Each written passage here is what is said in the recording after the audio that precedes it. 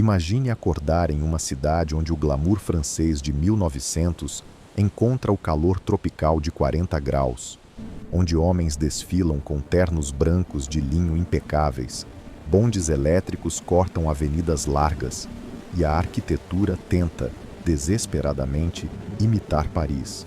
Você está no Rio de Janeiro de 1910, a cidade mais bonita e, possivelmente, a mais perigosa do mundo nessa época. À primeira vista, parece o paraíso. A Avenida Central, hoje Rio Branco, brilha como a joia da coroa da República. Mas se você olhar com atenção para o horizonte, existe algo estranho. Uma montanha gigantesca, coberta de casarões coloniais caindo aos pedaços, faz sombra sobre o luxo da avenida. E nos navios parados na Baía de Guanabara, marinheiros estão prestes a virar seus canhões contra a própria população. Hoje, vamos reconstruir os palácios que sumiram, os morros que foram lavados e o dia em que a Paris dos trópicos quase deixou de existir. Para entender 1910, precisamos olhar para o auge da beleza. O Rio de Janeiro queria provar ao mundo que era civilizado. O Teatro Municipal, inaugurado há apenas um ano, era o símbolo máximo disso. Tudo ali veio da Europa. Mármores, bronzes, vitrais. Era o lugar onde a elite carioca vinha para ver e ser vista. Logo em frente, a majestosa Biblioteca Nacional, inaugurada exatamente naquele ano de 1910, completava o cenário. Esses prédios formavam o conjunto arquitetônico mais sofisticado das Américas. Quem caminhava por ali, entre fachadas monumentais e cafés com mesas na calçada, acreditava piamente que o Rio seria a nova capital do mundo. Mas para construir esse sonho, um pesadelo foi necessário.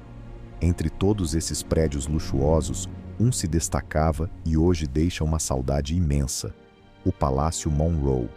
Ele foi originalmente construído para representar o Brasil nos Estados Unidos. Depois foi desmontado e trazido de navio para ser remontado no final da Avenida Central. Era, sem dúvida, o prédio mais bonito da cidade, sede do Senado e palco de festas diplomáticas cinematográficas. Mas esse palácio teve um fim trágico. Ele não caiu de velho. Foi demolido nos anos 70 por pura decisão política e especulação imobiliária. Hoje, quem passa pela Cinelândia vê apenas um chafariz onde antes ficava essa joia da arquitetura. A vida social da época pulsava nas confeitarias. Além da famosa Colombo, existia a confeitaria Cavé, a mais antiga da cidade. O ritual do chá das 5 era sagrado, mas não se engane achando que era só para comer doces. Era ali que se fechavam negócios, derrubavam-se governos e se escreviam os clássicos da nossa literatura. Olavo Bilac e Machado de Assis, que havia falecido há pouco tempo, em 1908, eram frequentadores assíduos. O cheiro de café torrado e charuto importado definia o aroma do centro do Rio. Mas como o Rio chegou a esse nível de sofisticação? Precisamos voltar apenas 5 anos no tempo. Antes disso, o Rio era conhecido mundialmente como o túmulo dos estrangeiros. Ruas apertadas, esgoto a céu aberto e doenças que matavam aos milhares. O prefeito Pereira Passos decidiu civilizar a cidade com um método brutal: o bota abaixo. Sem aviso prévio, mais de 600 prédios no centro foram marcados para demolição. Famílias inteiras acordavam com operários derrubando suas paredes para abrir a Avenida Central. Mas havia um problema que a picareta não resolvia: os ratos. O governo, desesperado para erradicar a peste bubônica, decidiu pagar por cada rato morto entregue. E aqui entra o primeiro grande improviso brasileiro. A população transformou a praga em negócio. Surgiram os criadores de ratos. As pessoas começaram a criar os roedores no quintal de casa apenas para vender ao governo. Quando a fraude foi descoberta, o programa acabou. Mas os ratos continuaram lá, firmes e fortes. O caos não parou nos ratos. Em 1904, o Rio viveu dias de verdadeira guerra civil por causa do medo. O sanitarista Oswaldo Cruz convenceu o governo a decretar a vacinação obrigatória contra a varíola. O problema era a abordagem. Agentes de saúde entravam nas casas à força para aplicar a injeção. Para uma sociedade extremamente conservadora, aquilo foi a gota d'água. Durante uma semana, o rio pegou fogo. Bondes foram tombados e queimados para servirem de barricadas. A população enfrentou a polícia com pedras e pedaços de ferro. Foi a prova de que, mesmo usando roupas francesas, o sangue carioca fervia. E falando em sobrevivência e dinheiro, foi nessa época que o Rio se viciou em uma loteria peculiar que conhecemos muito bem, o jogo do bicho. Tudo começou como uma estratégia inocente do Barão de Drummond para financiar o zoológico de Vila Isabel. Você comprava o ingresso e ganhava a figura de um animal. Mas, em 1910, o jogo já tinha saído do zoológico e tomado as esquinas. Bicheiros controlavam as ruas, a polícia fingia que não via e a cidade parava para esperar o resultado. O que era para ser caridade virou o maior sistema de apostas ilegal do país, que dura até hoje. Se você acha o carnaval de hoje agitado, não aguentaria 5 minutos no de 1910. Esqueça os desfiles organizados na Sapucaí. A festa era na rua e se chamava Entrudo. Era uma guerra generalizada de água, farinha e limões de cheiro. Os blocos, chamados de cordões, muitas vezes terminavam em pancadaria entre rivais.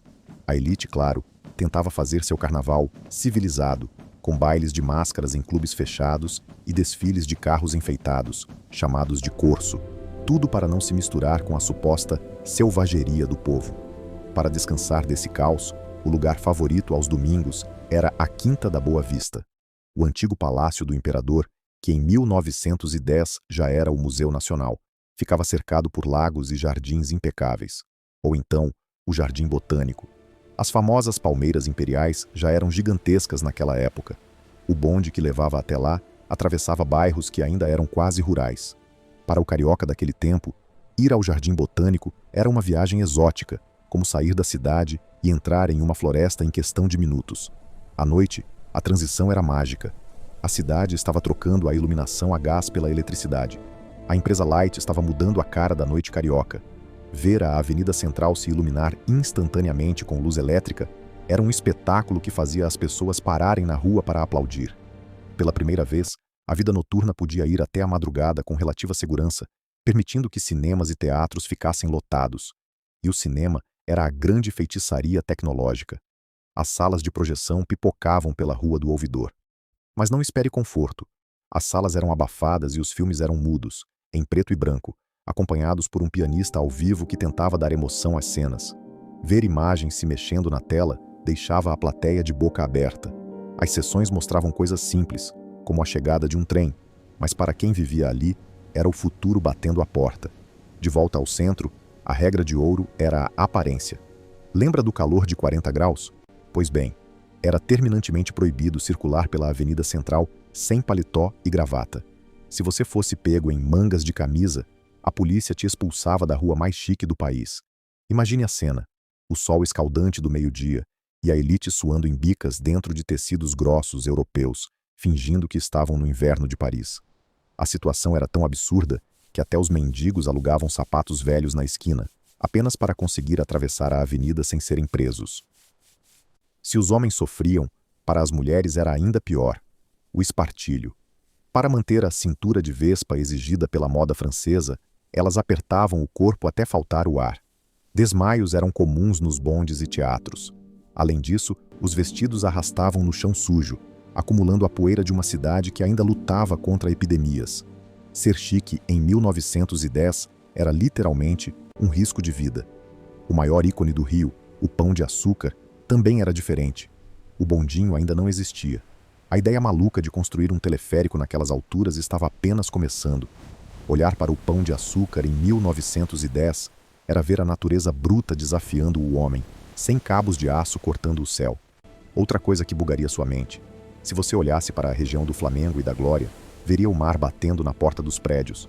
O aterro do Flamengo não existia. Era tudo água. A Igreja da Glória ficava debruçada sobre o mar. O rio original era muito mais estreito.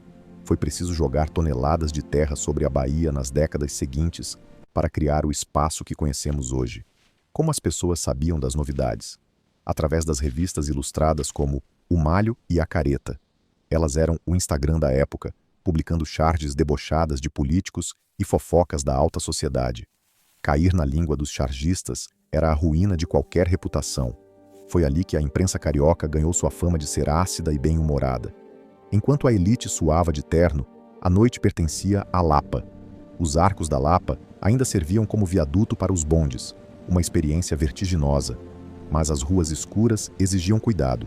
A capoeira era crime previsto em lei, e para se defender, os malandros não usavam armas de fogo, mas sim a navalha, escondida no paletó ou entre os dedos dos pés. Eram homens elegantes, com lenços de seda no pescoço. Diz a lenda que o lenço servia para proteger a garganta de um corte inimigo. Mas para onde foram as milhares de pessoas expulsas pelo bota abaixo do prefeito? Elas não sumiram, elas subiram. Foi nessa época que o Morro da Providência se consolidou como a primeira grande favela. Enquanto na confeitaria Colombo se comia doce francês, a poucos metros dali, no morro, nascia o samba e uma nova sociedade se formava. Era um barril de pólvora social. E em novembro de 1910, esse barril explode. Mas a explosão não veio dos morros, veio do mar. O Brasil tinha acabado de comprar os navios de guerra mais poderosos do mundo, os Dreadnoughts Minas Gerais e São Paulo. Mas, dentro deles, a disciplina ainda era a da época da escravidão. Os marinheiros, a maioria negros, eram punidos com chibatadas por qualquer falta. No dia 22 de novembro de 1910, a paciência acabou. Liderados por João Cândido, o almirante negro, os marinheiros tomaram os navios e viraram os canhões para a cidade do Rio. Imagine o pânico da elite que tomava chá na Colombo ao olhar para o mar e ver a morte apontada para seus palácios. João Cândido deu o ultimato: parem com a chibata ou bombardeamos a capital. O Rio parou. O governo, acuado, aceitou as condições e aboliu o castigo físico. Mas a traição veio logo depois, com prisões e expulsões em massa. Para onde iam os grandes nomes dessa era dourada? Para o cemitério São João Batista, em Botafogo. Em 1910, ele já era o cemitério das estrelas. A elite competia até na hora da morte, com túmulos esculpidos por artistas italianos que custavam fortunas. Hoje, caminhar por lá é ler a história do Brasil nas lápides. Santos Dumont, Carmen Miranda e presidentes repousam ali, sob a sombra do Cristo Redentor, que naquela época ainda nem existia. O Rio de Janeiro de 1910 nos ensina uma lição: beleza e brutalidade podem viver na mesma rua. A Paris dos trópicos era deslumbrante, mas foi construída sobre escombros e mantida sob a mira de canhões. Hoje, os prédios afrancesados quase sumiram e o Morro do Castelo foi completamente demolido. Mas a alma daquele rio, essa mistura de luxo, improviso e resistência, continua viva em cada esquina. E você? Teria coragem de viver nessa época de ternos de lã no calor e canhões na Bahia? Se você gostou dessa viagem no tempo, inscreva-se no canal. Queremos saber, qual cidade devemos reconstruir no próximo vídeo?